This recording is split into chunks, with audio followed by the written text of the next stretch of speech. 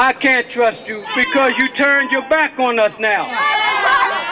Under Rhee's proposal, City Council member Harry Thomas Jr., whom Rhee had lobbied so assiduously, would lose 7 schools, more than any other ward in the city. I think someone could have had the common courtesy to tell me with that number floating out there that my ward was going to be the most affected ward, for a lot of different reasons. Stand up. You have to get people to buy into the concepts that you're trying to present to them. You can't have people feeling like they were unfairly treated. Fight for your rights. We're heading in the right direction. We've made tremendous progress, but there's still more to do for the kids. Well, why close the school? Hang on a second. Let me finish. Rescheduled 6 weeks of community meetings to give people a chance to voice their opinions of her plan, which would require transferring about 5,000 students to different schools. But many felt the meetings were too little, too late. 6 weeks, especially when 2 of them are Christmas vacation, is not enough time for a serious process of getting parental input. It is not enough time for council members even to deal with this. It is not. Rhee listened, but held tight to her course. If I was a council member or a citizen, and the leader of the school district went about closing schools by saying, what does everyone think about this? How do you think we should do it? I would lose faith immediately in that person. By definition, if she had done that, it would no longer have been the plan to make the schools excellent. Before you even saw it, it would have already been compromised.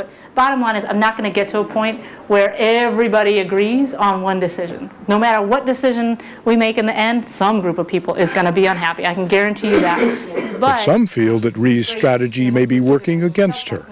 I can remember from my school board days, you talk about closing schools. I mean, that's pretty much a gut issue in the community. Michael Usdan is an education policy analyst.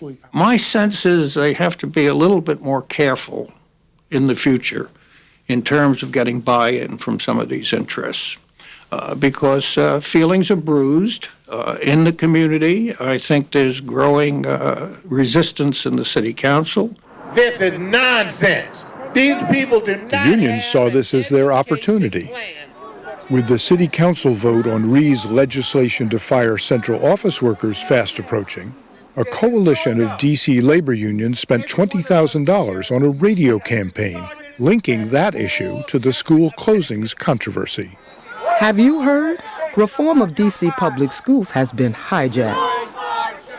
Union lobbyists pleaded their case with city council members, including Harry Thomas Jr. We don't really think that the mayor and the chancellor have thought this thing through.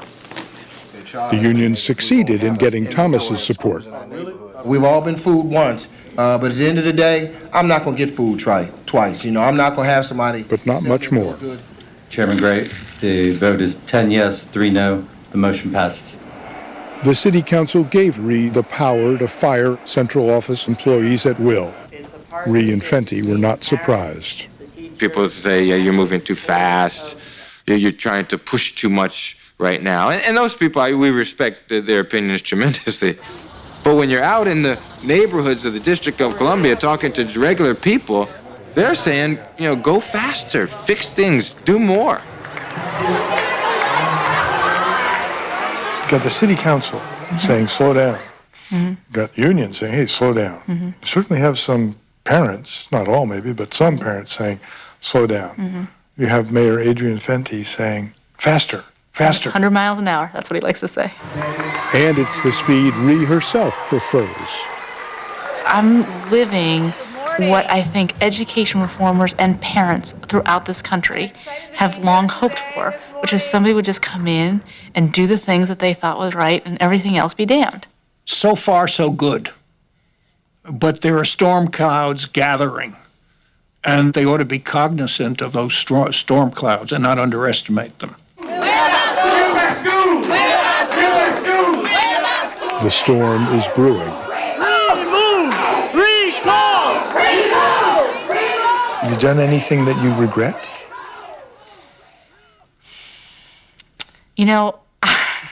I'm a very unusual person in that in my entire life, I don't have any regrets. Appreciate it. Recently Rhee announced that 6 of the 23 schools she had intended to close would be spared, but she added 4 new ones to the list. As regular NewsHour viewers know, John has also been following a similar story about the challenges facing the new school superintendent in New Orleans, and we'll have that progress report soon.